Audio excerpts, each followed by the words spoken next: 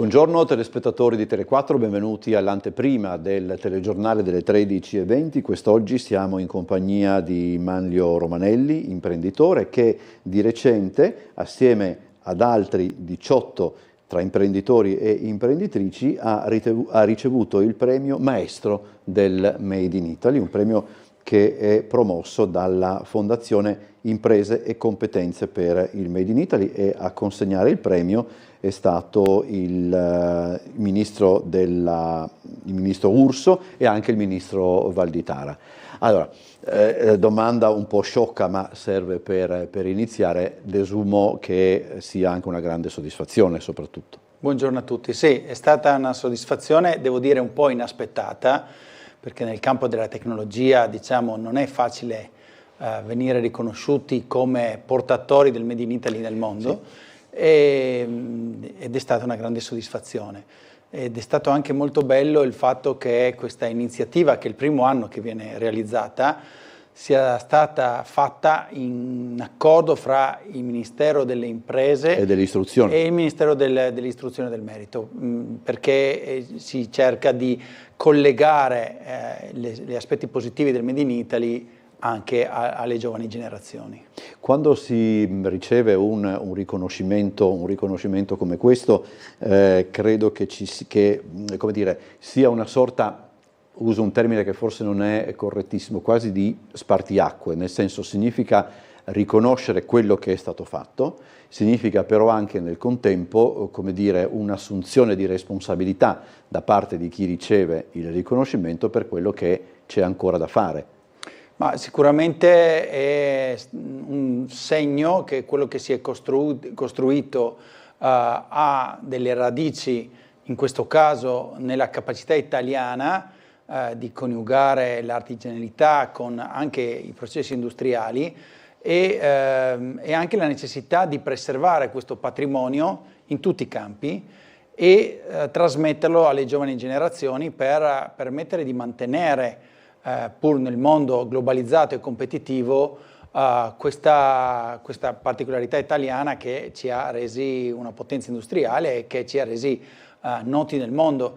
L'Italia è nota per le sue bellezze, ma è nota anche per la capacità di produrre cose di altissima qualità.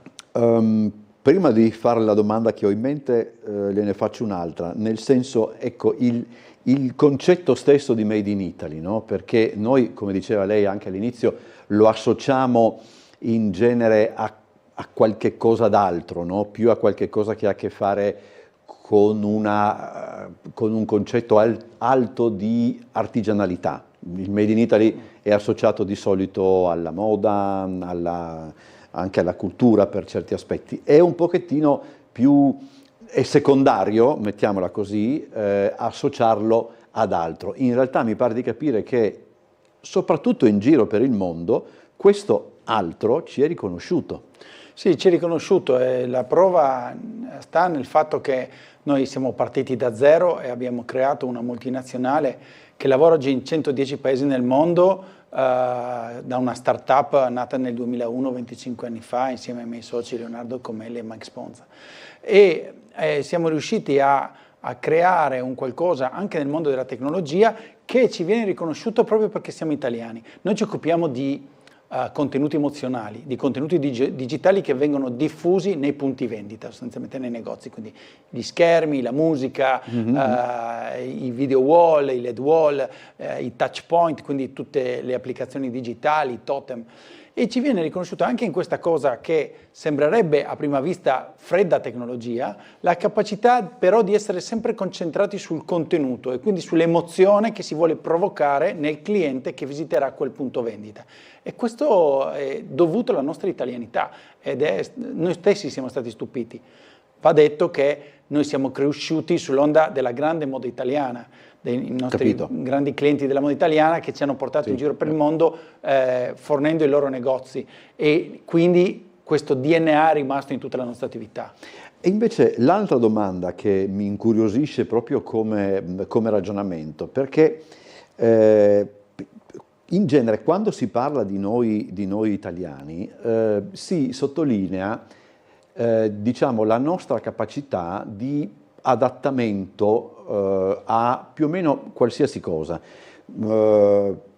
Esplicito meglio. Quando si intervista un attore o anche un regista che non sia di nazionalità italiana, rimane stupito del fatto che, girando nel nostro paese, trova una capacità di risolvere determinate problematiche pressoché immediata che da altre parti non esiste. Questa caratteristica può in qualche modo, non tanto nel lungo quanto nel breve, danneggiarci un attimo? Non so se ho reso bene la domanda, ma... Sì, ho capito. Diciamo che va vista sotto l'ottica della capacità di orchestrazione. Sì, oggi nel mondo dell'intelligenza artificiale, nel mondo della conoscenza diffusa, diventa sempre più importante integrare competenze diverse. E in questo noi italiani siamo veramente forti, siamo veramente capaci di coniugare discipline diverse, come nel nostro caso tecnologica, ma anche digitale, contenutistica e artigianale, che riesce a essere rappresentata nel mondo come un punto di forza. E penso che da questa rivoluzione che stiamo vivendo, in particolare per l'avvento dell'intelligenza artificiale generativa in quasi tutti i campi, quello che mette in contatto la tecnologia con l'umano e quindi la riserva di umanità che noi italiani riusciamo a esprimere è importantissima ed è un nostro punto di forza.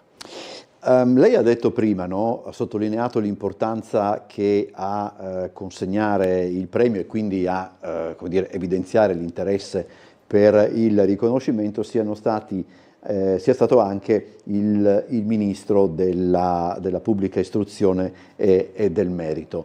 Come si passa il testimone? Insomma, è ancora giovane, per cui non c'è il problema. Sì, abbiamo più o meno la stessa età, per cui devo dirlo anche, come dire, anche per sentirmi più giovane io stesso. Però come si passa il testimone alle nuove generazioni in un campo come questo?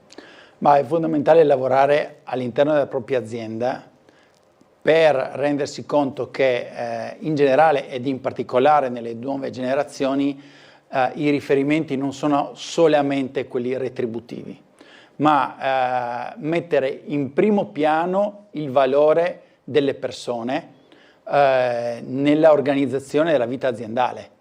Oggi è fondamentale in un rapporto fra azienda e collaboratori inserire dei processi di revisione periodica, di confronto, di trasparenza, di attenzione all'ambiente lavorativo, di attenzione al bilanciamento fra vita privata e lavoro, che sono fondamentali. Questo è importantissimo perché pone il primo mattone per riuscire poi a trasferire la conoscenza e soprattutto a avere un rapporto di stima reciproca fra lavoratore e l'impresa. Questo è fondamentale perché poi la conoscenza venga trasferita e correttamente applicata e soprattutto si mantenga un rapporto nel tempo. Oggi c'è una grande mobilità nel lavoro, ma la mobilità tante volte va a scapito della qualità poi della relazione e anche del lavoro verso la propria clientela. È importante quindi cercare di avere la giusta mobilità all'interno dell'azienda anche per integrare competenze nuove, ma soprattutto anche far capire che c'è la possibilità di progressione nel tempo. E questo avviene solo se c'è un rapporto costante con le giovani generazioni che trovano questo sistema, questa struttura attrattiva e quindi vengono e trovano soddisfazione nel lavorare nella propria azienda, sviluppano affiliazione all'azienda, che oggi è un punto fondamentale che rispetto alle generazioni precedenti è difficile da realizzare. Quando avete incominciato ormai 20-25 anni fa, quindi il riconoscimento arriva anche in un anno con un anniversario insomma anche importante, si poteva intravedere uno sviluppo tale oppure come dire, le cose cambiano nel vostro come in altri settori con una velocità tale da avervi in qualche modo sorpreso?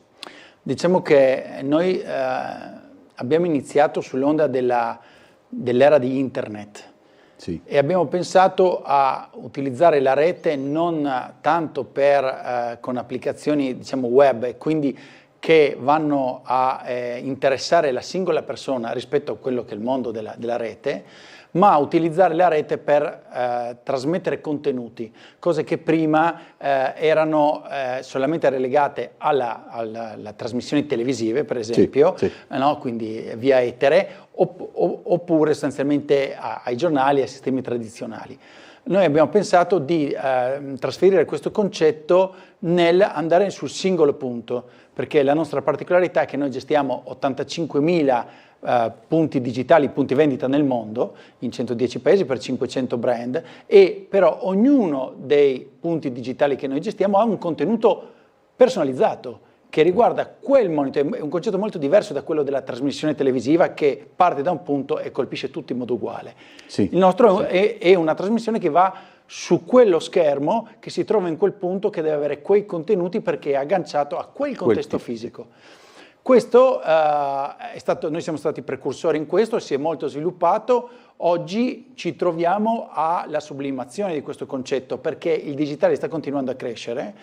I sistemi digitali, i monitor, gli schermi saranno sempre di più, ma saranno sempre più contestualizzati nel luogo in cui si trovano e agganciati anche altri sistemi che sostanzialmente tendono a personalizzare la comunicazione anche all'interno dei punti vendita fisici. È curioso come questo tipo di sviluppo, cioè una sorta di personalizzazione quasi sartoriale per certi versi, sia poi quello che può applicarsi anche ad altri settori come per esempio la medicina, la ricerca, eccetera. Questo è abbastanza ci porterebbe probabilmente come discorso un po' distante, però è curioso vedere che intervistando persone specializzate in vari settori, o prima o dopo a questo tipo di sottolineatura si arriva. Abbiamo tempo ancora per una domanda e mi collego a quella precedente per certi aspetti, nel senso,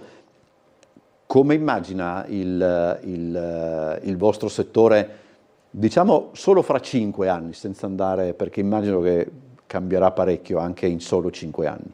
Sì, immagino un settore in cui sostanzialmente riusciamo a vivere l'esperienza d'acquisto come un'avventura.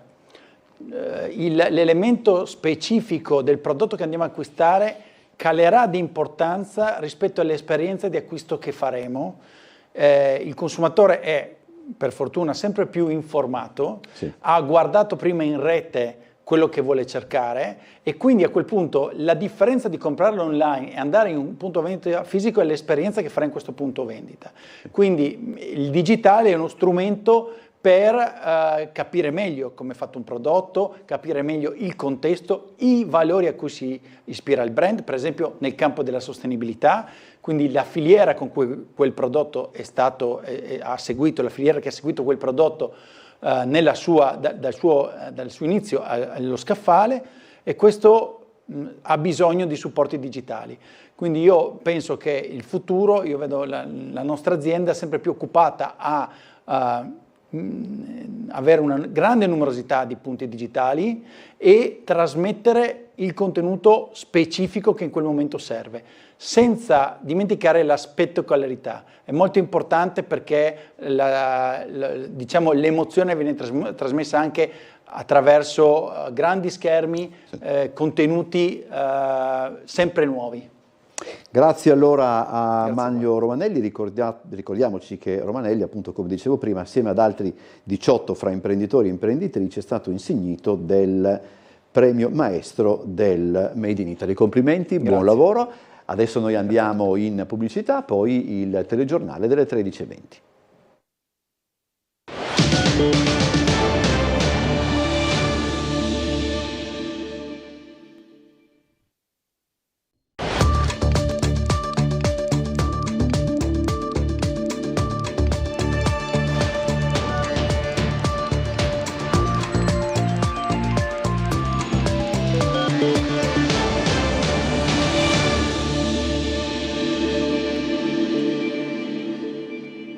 Buongiorno telespettatori di Tele4, benvenuti a questa edizione del nostro telegiornale. Vi ricordo fra l'altro che subito dopo, quando finiremo attorno alle 14, ci collegheremo in diretta con TV12 per seguire tutto il pomeriggio dedicato alla commemorazione dei 50 anni del terremoto del Friuli. Partiamo con la cronaca, partiamo con un arresto effettuato dai carabinieri. Un uomo, un 42enne triestino, è stato posto agli arresti domiciliari dopo aver scoperto nella sua casa una coltivazione di marijuana. Logicamente la droga è stata sequestrata. Durante un normale controllo del territorio, i carabinieri della stazione di Trieste Borgo San Sergio hanno fermato lo scorso 18 aprile, la notizia è stata resa nota solo oggi, un uomo che aveva reagito in maniera piuttosto nervosa. Insospettiti, i militari dell'Arma lo hanno sottoposto a perquisizione personale, rinvenendogli addosso quasi 6 grammi di marijuana. I carabinieri hanno quindi effettuato una perquisizione domiciliare. Nell'appartamento dell'uomo, un 42enne triestino, sono stati trovati altri 400 grammi di marijuana suddivisa in dosi e sacchetti termosaldati e financo una serra indoor all'interno della quale erano presenti 9 piante di cannabis in crescita. L'uomo utilizzava una piccola struttura chiusa con luci artificiali, pareti riflettenti e sistemi di areazione per garantire cicli rapidi e costanti, le condizioni ideali per riprodurre le piante gestendo luce, temperatura, umidità e ventilazione. Il materiale rinvenuto è stato posto sotto sequestro. Il triestino era stato immediatamente posto agli arresti domiciliari, arresto convalidato dall'autorità giudiziaria la scorsa settimana. A Duino Aurisina invece i carabinieri della compagnia di Aurisina in collaborazione con la Pro Loco Mitreo hanno organizzato un incontro pubblico per sensibilizzare la popolazione in merito al problema delle truffe, con l'obiettivo di fornire ai cittadini strumenti pratici per orientarsi con maggiore consapevolezza fra i differenti canali di contatto in modo da individuare i segnali di rischio, ricordando di fare attenzione nell'aprire agli sconosciuti le porte di casa, diffidare delle apparenze e limitare la confidenza su telefono ed internet. A tutti è stato distribuito un opuscolo con le indicazioni più utili da seguire. Nuovo deferimento per la Triestina, questa volta legato all'attuale gestione. Nel mirino della Procura federale gli amministratori delegati per il mancato deposito della documentazione finanziaria entro i termini. Nuovo passaggio davanti alla giustizia sportiva per la Triestina, chiamata ancora una volta a rispondere di irregolarità di natura amministrativa. Il deferimento arriva dalla Procura federale su segnalazione della Commissione indipendente di vigilanza sui conti delle società sportive e riguarda direttamente l'attuale gestione. Nel mirino gli amministratori delegati Marco Margiotta e Oliver Mark Sentner, ai quali viene contestato il mancato deposito, entro la scadenza del 31 marzo 2026, della documentazione economico-finanziaria prevista.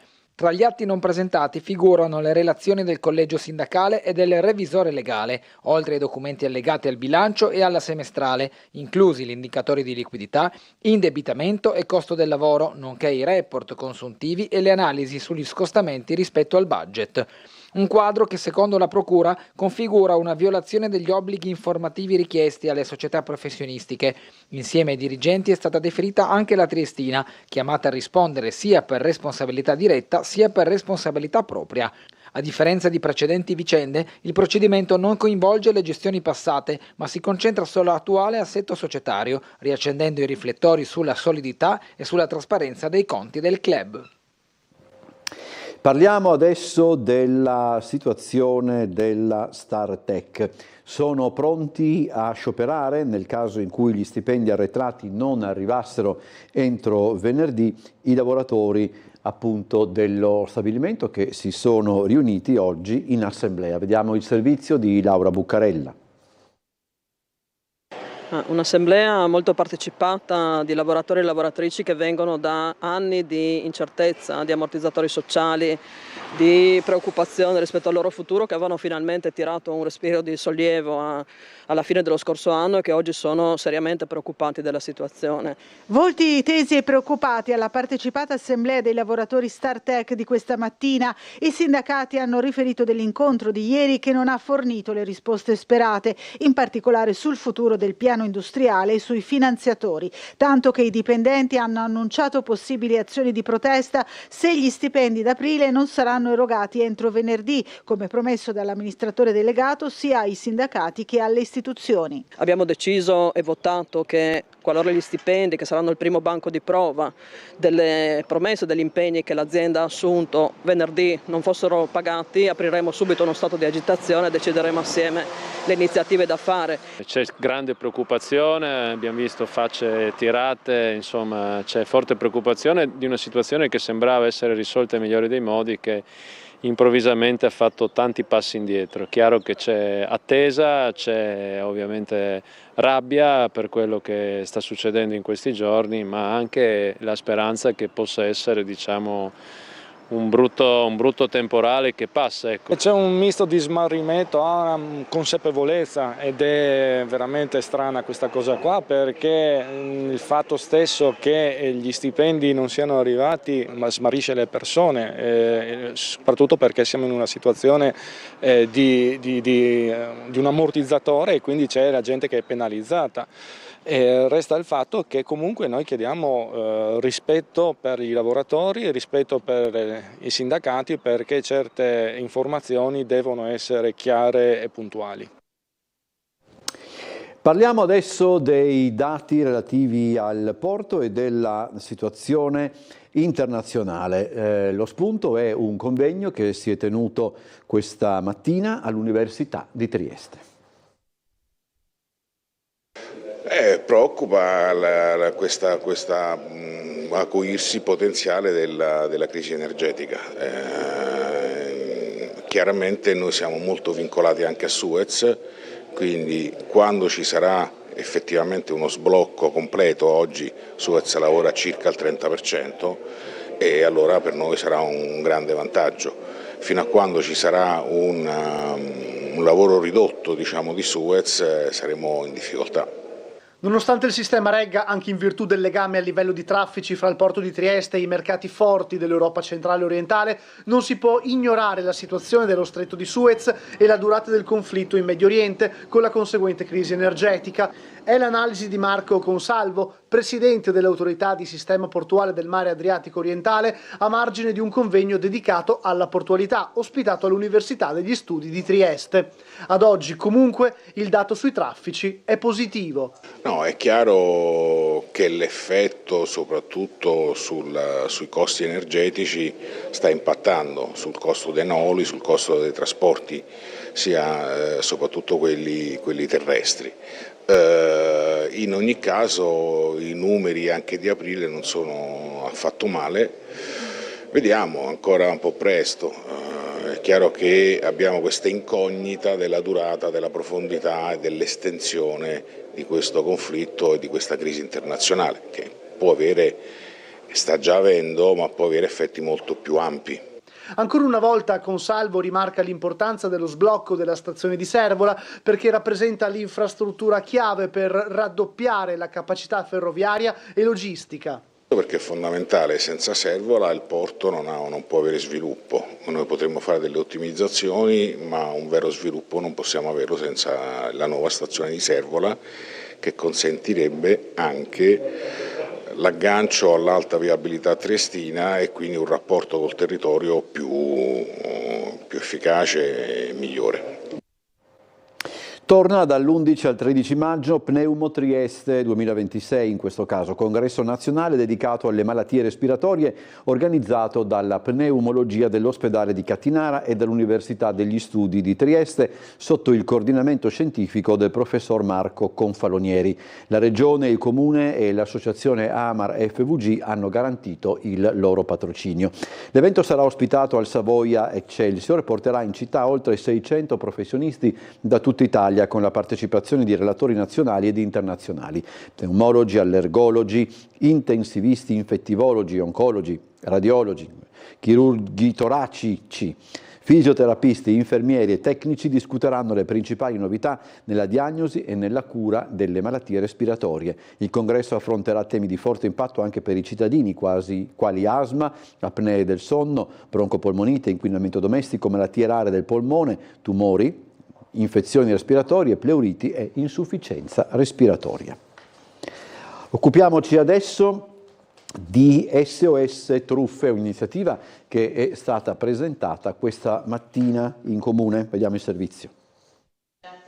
Risate, sketch e parodie per imparare a riconoscere le truffe prima che sia troppo tardi. Al Teatro Bobbio di Trieste arriva Truffa Academy, lo spettacolo ideato dalla polizia locale assieme al duo comico Maxino e Flavio Furian per sensibilizzare i cittadini sui raggiri più diffusi, da quelli telefonici alle truffe online. L'appuntamento è per giovedì 14 maggio alle 18, a ingresso libero fino a esaurimento posti. Sul palco, insieme ai due protagonisti, saliranno anche Elisa Bombacigno, Raffaele Prestinenzi e Ornella Serafini. Attraverso situazioni ironiche e scene volutamente sopra le righe, lo spettacolo mostrerà i meccanismi con cui i truffatori riescono a manipolare le vittime, facendo leva soprattutto su paura, urgenza e fragilità emotiva. Un linguaggio leggero ma con un obiettivo preciso: aiutare le persone a riconoscere i segnali di pericolo e difendersi. È un nuovo canale di comunicazione che abbiamo deciso di aprire per intercettare ancora nuove fasce di popolazione e coinvolgerle su questo tema delle truffe. Trattare questi argomenti in modo divertente probabilmente è il modo giusto per raggiungere il risultato finale di sensibilizzazione e di contrasto alle truffe. L'iniziativa rientra nel progetto SOS Truffe, avviato dal Comune di Trieste nel 2025 per promuovere la cultura della prevenzione. Negli ultimi mesi la campagna ha coinvolto media, autobus cittadini, incontri pubblici e attività informative nelle circoscrizioni con lo slogan "Riconosci, previeni, denuncia". Tutto nasce da un'importante collaborazione tra la polizia locale, che da sempre presidia questi argomenti come tutte le forze dell'ordine, e 5 performers che hanno saputo utilizzare le esperienze e le professionalità della nostra polizia locale, le loro conoscenze del territorio e concretizzarle in uno spettacolo teatrale veramente molto divertente. Con Truffa Academy la prevenzione esce dagli uffici e sale sul palcoscenico, una lezione di sicurezza travestita da commedia, dove la comicità diventa uno scudo contro gli inganni di ogni giorno. Invito tutti il 14 maggio alle ore 18, Teatro Bobbio, ingresso gratuito, ci sarà uno spettacolo divertentissimo che si chiamerà Truffa Academy. Vi proponiamo adesso alcune immagini del Romeo e Giulietta del Teatro Stabile del Friuli Venezia Giulia, che alternandosi con l'opera di Gounod sarà al Verdi dal 9 maggio. Vedremo dunque nel prossimo servizio i volti dei personaggi che all'infinito rappresentano l'essenza stessa dell'amore imperituro. Il sipario si alza su 2 cadaveri impiccati, quindi una serie di retroproiezioni trasportano lo spettatore in un luogo che inequivocabilmente, soprattutto al pubblico triestino, non può non rimandare alla guerra dei Balcani.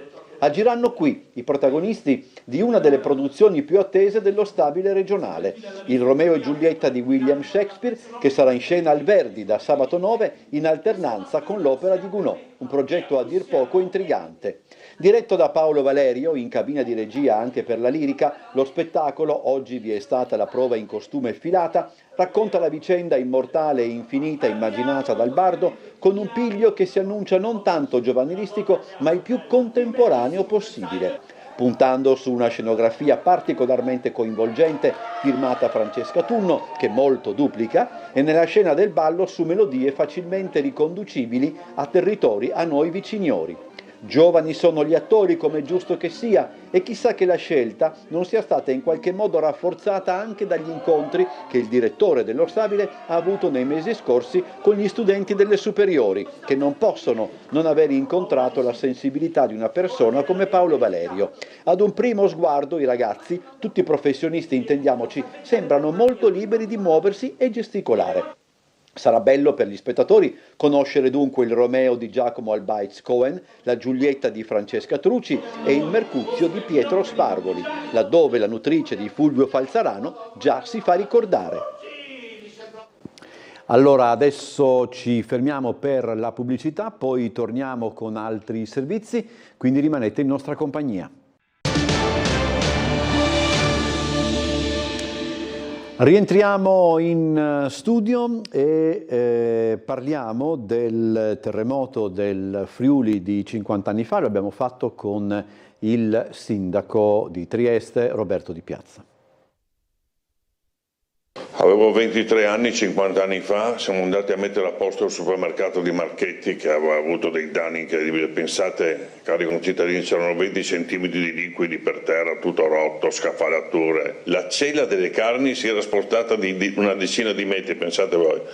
Abbiamo lavorato moltissimo, purtroppo dopo la scorsa di settembre è crollato tutto, ma insomma il terremoto. Domenica è stata una grande emozione, 5.000 persone, sono ritornato a Gemona, sai, mi si è aperto il cuore per vedere una città completamente rifatta, con le cose molto belle così, e dopo sai, 50 anni fa un grande ricordo, perché ho visto arrivare i ingegneri tedeschi, eravamo con questo supermercato di fronte al cinema dove c'erano 80 morti, non ti sto a raccontare le scene drammatiche che ho visto, però è stata un'esperienza anche quella e abbiamo aiutato un amico. Vi ricordo che subito dopo la fine di questa edizione del telegiornale ci collegheremo per seguire in diretta a reti unificate la celebrazione, la commemorazione di quanto accaduto appunto 50 anni fa. Intanto è stata inaugurata la palestra di San Giovanni, gli spazi sono moderni, c'è un doppio campo da gioco, non ci sono barriere architettoniche, calendario di maggio e giugno già al completo. 1, 2, 3, vai, viva! Con il taglio del nastro oggi si è ufficialmente inaugurata la palestra di San Giovanni, il cosiddetto cubone, alla presenza delle autorità delle società sportive. Una fame di spazi che qui finalmente troverà la possibilità di esaudire il desiderio di tante società, di tante famiglie, ma soprattutto di tanti atleti che potranno qui trovare gli spazi giusti per poter praticare sport. È una struttura destinata a tutta la città di Trieste, una grande soddisfazione, un investimento importante e anni di duro lavoro per arrivare a realizzare queste palestre di pallavolo, di pallacanestro e calcio indoor, senza barriere architettoniche e aperta al pubblico. Questa palestra da oggi è già a disposizione della città, comincerà in questa settimana i turni pomeridiani e serali per le attività di pallavolo e pallacanestro, un grande risultato perché diamo una risposta al territorio, a San Giovanni che diventa una cittadella dello sport, tra il campo di calcio e la piscina, è un rione vivace e quindi la mattina sarà destinata alle scuole e poi ovviamente alle attività sportive. È una palestra bellissima anche da un punto di vista estetico, studiata nei dettagli e la soddisfazione è tanta. Ovviamente continueremo a lavorare così intensamente anche per tutti gli impianti sportivi di Trieste. Il nuovo polo sportivo di San Giovanni entra subito a pieno regime. A 2 mesi dalla fine della stagione 2025-2026, i turni per maggio e giugno sono già quasi saturi, segno della forte richiesta di spazi in città. Le società di basket Azzurra, Basket for Trieste e Oma si sposteranno dalla Don Milani al nuovo impianto insieme alla Libertas, mentre il riassetto libererà ore ad altura per Servolana e Volley. Spazio a San Giovanni anche per Triestina e Azzurra, con Altura ed Eurovolley di ritorno alla Don Milani. Già definita anche l'attività mattutina, circa 60 ore settimanali per le scuole. Inizialmente la gestione resterà al comune per monitorare flussi e costi, poi è previsto un bando per la concessione. La fame di spazi rimarrà tale perché le attività sono tantissime, quindi c'è sempre bisogno di più posti dove fare sport, però oggi è una bella giornata, non parlo del meteo, ma è una bellissima giornata perché l'inaugurazione di questa struttura, fra l'altro bellissima, creerà sicuramente tante occasioni e metterà a disposizione del mondo sportivo degli spazi veramente belli, sicuramente anche efficienti. Abbiamo fatto il punto ieri per quanto riguarda i lavori di rifacimento di Scala Reni che collega Piazza Carlo Alberto con la zona di Campomarzio. Il punto sull'opera con l'assessore alle politiche comunali del territorio Michele Babuder. Ultimato questa parte dei sottoservizi ci sarà un cemento con una tonalità grigia, drenante, soprattutto in corrispondenza di quello che è il grande bagolare che abbiamo inteso mantenere. Un restyling completo di Scala Reni che collega Piazza Carlo Alberto alla zona di Campomarzio, dalla pavimentazione rinnovata ai sottoservizi, ma non solo. I lavori sono partiti e dovrebbero durare circa 3 settimane. Operai impegnati questa mattina fra scavi e posizionamento delle tubazioni. Da qui abbiamo iniziato un cospicuo intervento di rifacimento ovviamente di quelli che sono i piani di calpestio, ma anche di opere più intrinseche, più importanti, come ad esempio la raccolta delle acque meteoriche. Lungo tutta la scala è stata posata una tubazione proprio per la raccolta delle acque piovane, che una volta non era previsto, delle nuove griglie come potete vedere alle mie spalle, e quindi anche evitando quelli che sono dei problemi poi di dilavamento verso la parte inferiore. Non solo Scalareni, quest'opera fa parte di un progetto più ampio che coinvolge diverse scalinate a Trieste. È uno di quei 10 interventi previsti in quest'anno, per cui i cantieri poi si sposteranno man mano in diverse zone della città, da Roiano a San Luigi, dove peraltro a San Luigi e Viale è in corso anche l'intervento sulla scala Pindemonte e su tutto quello che è il muraglione che era franato da diversi anni, proprio purtroppo come in altre zone, per la crescita delle alberature e anche per l'aumento di quelli che sono i carichi sulle vie soprastanti. Noi abbiamo iniziato lo scorso anno, a fine 23, poi 24 e 25, a dare una sorta di stanziamento annuo per il rifacimento delle scale, scalinate che a Trieste hanno una particolare importanza e soprattutto una loro funzionalità, perché collegano rioni saliscendi. Questa ne è una fondamentale, spesso è stata l'attenzione della cronaca. La terza edizione del premio giornalistico dedicato ad Almerigo Grills propone un percorso tra reportage, formazione e approfondimenti sul giornalismo di guerra. Presentata la rassegna con la mostra Dentro il fuoco. La terza edizione del premio giornalistico dedicato ad Almerigo Grills, inviato triestino ucciso in Mozambico nel 1987, si sviluppa con un programma che affianca al concorso momenti espositivi e formativi.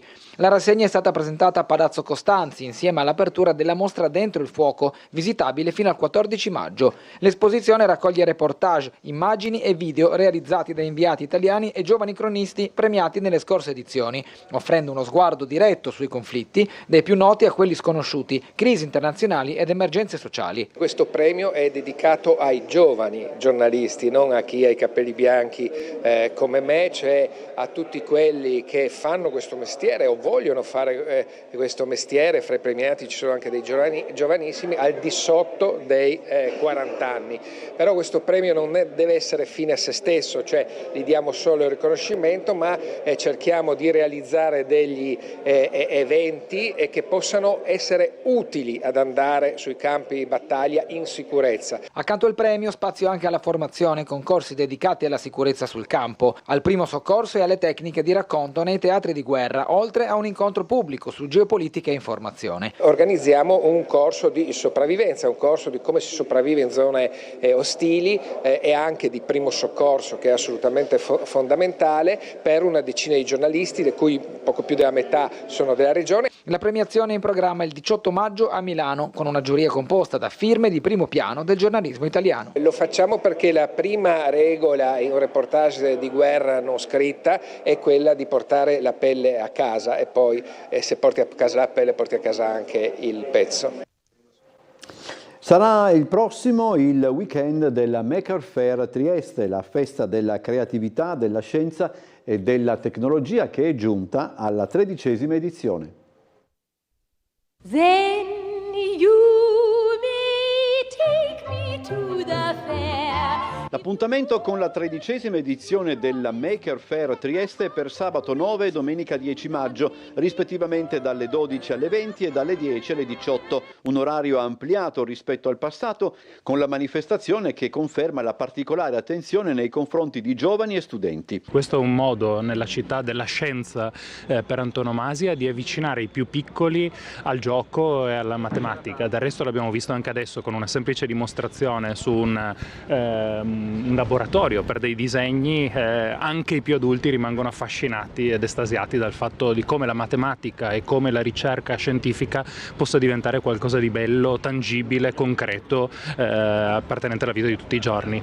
Presentata stamani, la Maker Faire si inserisce fra gli avvenimenti organizzati dal Centro di Fisica Teorica per ricordare Abdus Salam a 100 anni dalla nascita. Abbiamo oltre 440 maker in piazza, entusiasti appassionati che porteranno progetti come al solito solito indescrivibili. Passiamo dalla robotica all'elettronica, all'arte, all'artigianato, alla scienza, alla dimostrazione della scienza, ma anche ai progetti dei bambini delle scuole, dalle elementari alle scuole medie e superiori, e i progetti degli studenti universitari. Non solo da Trieste, abbiamo maker da tutto il Friuli Venezia Giulia, dal resto d'Italia, da Milano, da Brescia, da Napoli, ma anche dall'estero, Slovenia, Croazia, un gruppo di maker dalla Repubblica Ceca, dalla Germania e 15 credo studenti dalla Serbia. Quindi veramente, oltre ai nostri ospiti ovviamente di Maker Fair Shenzhen che vengono dalla Cina. Notevole il programma collaterale, il Fantamaker, che prevede la Fanta Quiz Night, la ludoteca galattica, il workshop Creare un gioco in 200 parole, nonché un approfondimento sulla moda nell'ambito della Giornata dell'Europa. Organizzato dall'ICTP, l'evento vede la collaborazione della Regione, del Comune, di Acega Sapienza Amga, Immaginario Scientifico e Cappella Underground. Then you may take me to the fair.